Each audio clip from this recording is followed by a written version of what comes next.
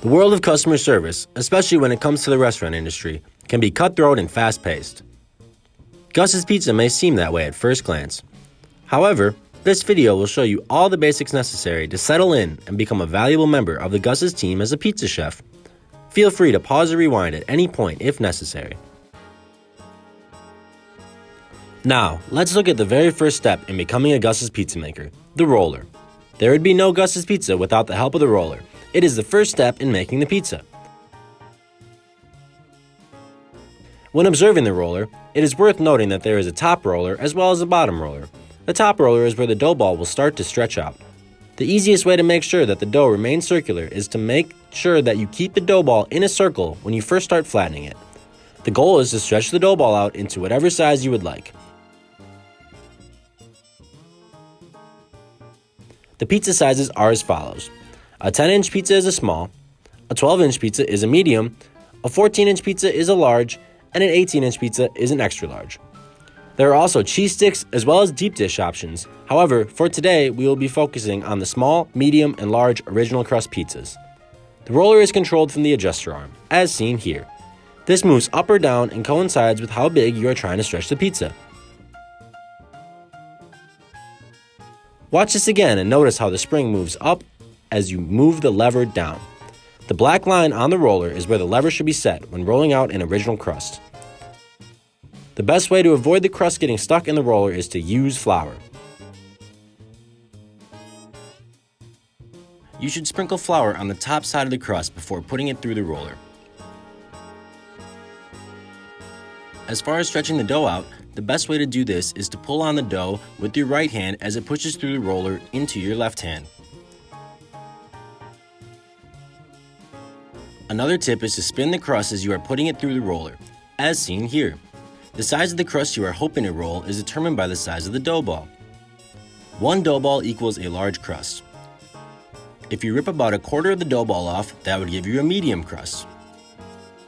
Rip the dough ball in half to get a small crust.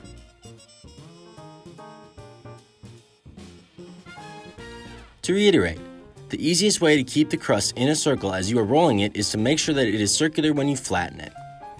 Not every crust is going to be a perfect circle. However,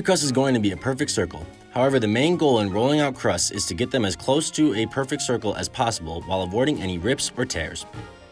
Okay, so we figured out how the roller works, and now we have a large pizza crust rolled out. The question now becomes, what's next?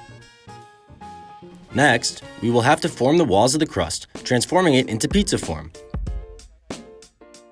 This step is relatively straightforward, as you grab a centimeter or two into the crust and begin to pinch up. One part of the crust goes over the other, creating the wall, as shown here. Watch this again to see the rather simple technique. The wall is important for a number of reasons, with the most obvious one being to hold the sauce and toppings in and prevent them from spilling everywhere. Each pinch should be about 1 inch to 2 inches apart, so that the wall you are constructing is strong and doesn't fall in on itself. The reason Gus's uses the pinching technique is to keep the crust thinner than a hand tossed while being able to have an equivalent amount of toppings to a hand tossed. It's the best of both worlds. Now that the walls are pinched up, it is time to sauce the pizza. This is step number 3. This is another straightforward step that will take a bit to get the hang of. The sauce amounts similarly coincide to the dough balls we discussed earlier. A large pizza gets 1 full scoop of sauce, as seen in this example. A medium gets 3/4 of a scoop of sauce, and a small gets half a scoop. As far as this technique is concerned, it's easiest to spread the sauce evenly by making small circles starting in the center of the crust. If your circles get too big, it becomes harder to keep the sauce even. You can always go back to the center and restart your circles, working back towards the walls of the crust.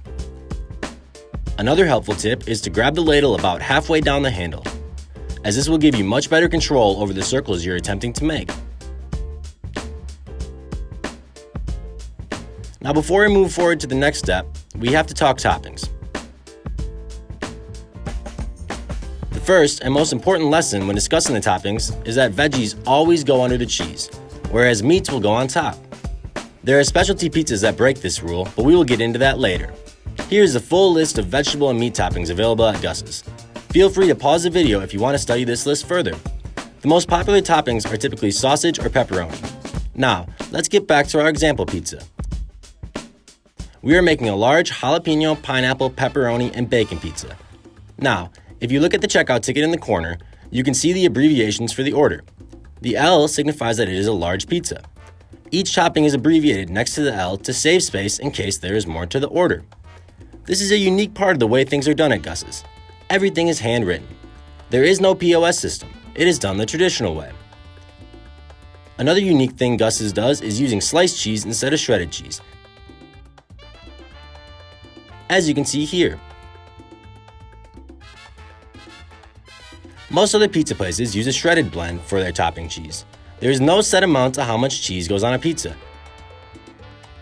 It varies based on the pizza size, the size of the slice of cheese, and the other toppings. In fact, there are no measurements for any of the toppings. It is all based on how it looks on the pizza.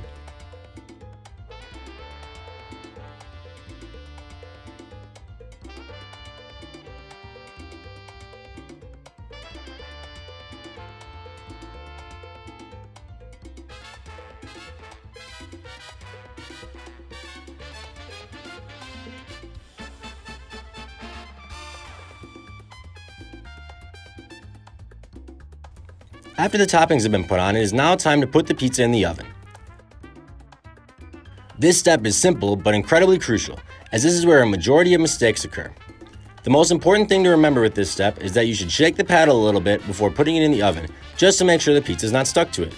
If there's not enough flour under the pizza, it could get stuck to the paddle. The oven typically fits up to 6 pizzas, as shown here. It is easiest to place the front of the paddle where you would like to slide the pizza off. Finally, let's cut the finished pizza. The pizza is cut into squares instead of triangles, as shown here. I find it easiest to start on the left side of the pizza, cutting squares to as close to the same size as possible. Cutting the pizza efficiently is an important step, as you want to get the pizza on top of the oven as fast as possible so it doesn't get cold.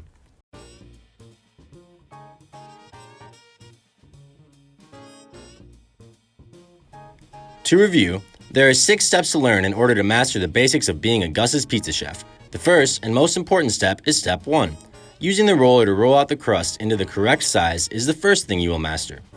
Attention to detail is a must for this step, as is promptness. The next step is beginning to construct the pizza itself by pinching the crust up to form a circular wall. This is a step that you will only improve through repetition. After the wall is formed, it's then time to sauce the pizza. This step is important as it is the base to every pizza. Remember, small circles beginning in the center of the pizza. After the pizza is sauced, it's time to add the toppings. Remember, veggies go under the cheese, meat on top, unless otherwise specified. The last steps are putting the pizza into the oven. Make sure to shake the paddle in order to make sure the pizza isn't stuck. After the pizza cooks for roughly 10 to 15 minutes, it is time to cut it, with 3 vertical cuts and 3 horizontal cuts to create squares. These 6 steps are not everything you'll need to know. However, mastering these 6 steps will lead to a knowledge base that will make the more advanced aspects of the job much easier to master. Thanks for tuning in, and congrats again on being the newest member of the Gus's team.